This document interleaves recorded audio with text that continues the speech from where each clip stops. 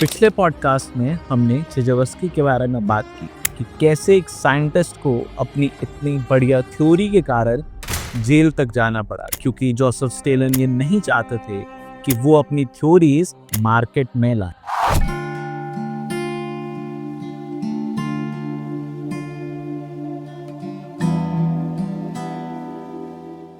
चेजावस्की का आइडिया हीलियोबायोलॉजी, इसका मतलब है कि सोलर एक्टिविटीज का प्रभाव सीधा ह्यूमन बॉडी पर, एनिमल्स पर, मेंटल हेल्थ पर, सब पर पड़ता है। चेजावस्की ने तो सिर्फ यही कहा था कि एक मास नंबर पर अप्लाई होगा, लेकिन सभी पर अप्लाई नहीं होगा। लेकिन इसका भी चेजावस्की ने एविडेंस नहीं दिया था, लेकिन आज इसका एविडेंस मिलता है।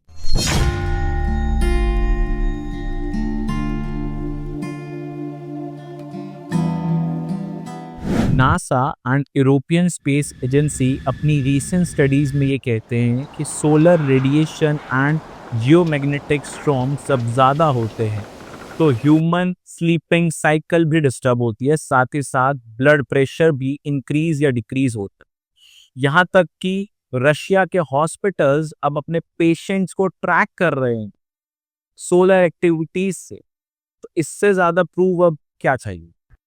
2022 की ये स्टडी में पाया गया कि हार्ट अटैक एंड स्ट्रोक ज्यादा बढ़ जाते हैं जब जियोमेट्रिक एक्टिविटी ज्यादा होती।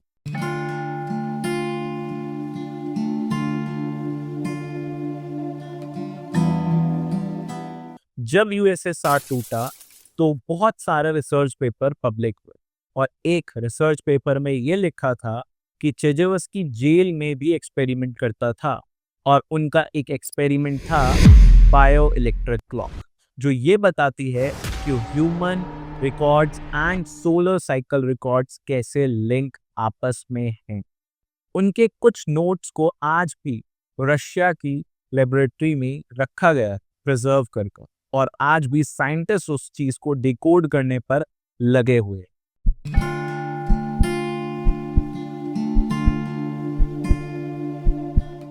सोचिए, क्या ये पॉसिबल हो सकता है कि एक वॉर, पेंडेमिक, सब कुछ एक इनविजिबल पैटर्न को फॉलो कर रही है और वो सारी पैटर्न सूरज की धड़कन या सूरज के सनस्पॉट से लिंक हो रही।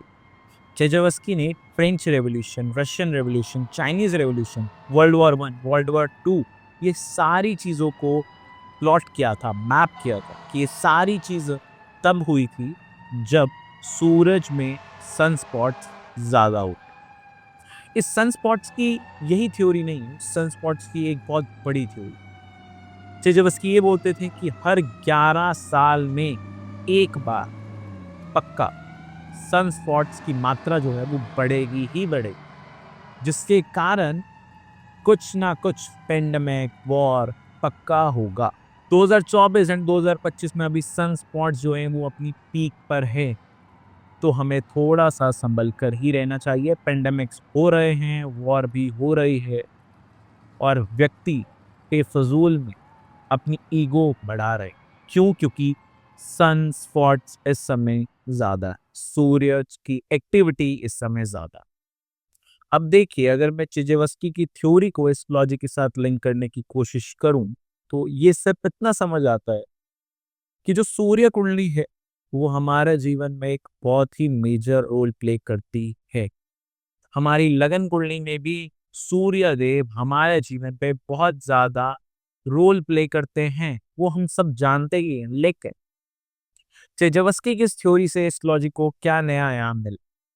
चेजावस्की की इस थ्योरी से हमें ये पता चला कि जो सूरज की सनस्पॉट्स की साइकिल है उसे हम अगर ट्रैक कर सकते हैं, तो अगर उसे मैं रियल एस्ट्रोलॉजी के सूरज के साथ को रिलेट कर दूं तो मुझे ये पता चल जाएगा कि जिस समय सूरज की तापमान, सनस्पॉट ज्यादा है, तो कुंडली में उस समय आपका सूरज जो है वो ज्यादा एक्टिव होगा। और अगर आपका सूरज कुंडली में किसी भी तरह से पीड़ित है तो वो जिस हाउस को सिंबलाइज करेगा उस हाउस से रिगार्डिंग आपको समस्या आएंगी ही आएंगी। ये जो सन स्पॉट साइकिल है ये 11 ईयर्स की होती है, और 11 ईयर्स की साइकिल में एक और बात हमें पता चलती है कि 11 साल में एक बार सनस्पॉट्स बिल्कुल पीक पर होंगे और फिर ग्रेजुअली अप एंड डाउन होते रहेंगे। और फिर नेक्स्ट 11 इयर्स ये जो सनस्पॉट हैं ये बिल्कुल एक बार बिल्कुल मिनिमम हो जाएंगे। बाकी होल 11 इयर्स ये कभी अप एंड डाउन चलते रहेंगे। जब इस चीज के बारे में हम थोड़ा अच्छी तरह जान लेंगे और थोड़ी और हमारे पास प्रैक्टिकली प्रूफ आ जाएगा, क्योंकि इस चीज को लेकर मैं बहुत ज्यादा फैसिनेटेड हूं, क्योंकि चेजेवस्की ने सिर्फ सूर्य के बारे में बात नहीं की थी, चेजेवस्की ने मंगल के बारे में भी बात की थी। चेजेवस्की ने यह भी कहा था कि अगर सूरज में हर 11 साल में आणविक विस्फोट होते हैं तो मंगल में हर 3 साल में आणविक विस्फोट होते हैं। तो क्या मंगल से भी हम कुछ जान सकते हैं, और क्या ऐसे ही थ्योरी हर एक प्लैनेट की भी होगी? तो सिंपल सी बात यह है कि अगर ये चीज साइंटिफिकली प्रूव हो जाती तो हमारे जीवन में हमारी एस्ट्रोलॉजी को एक नया आयाम मिल जाएगा।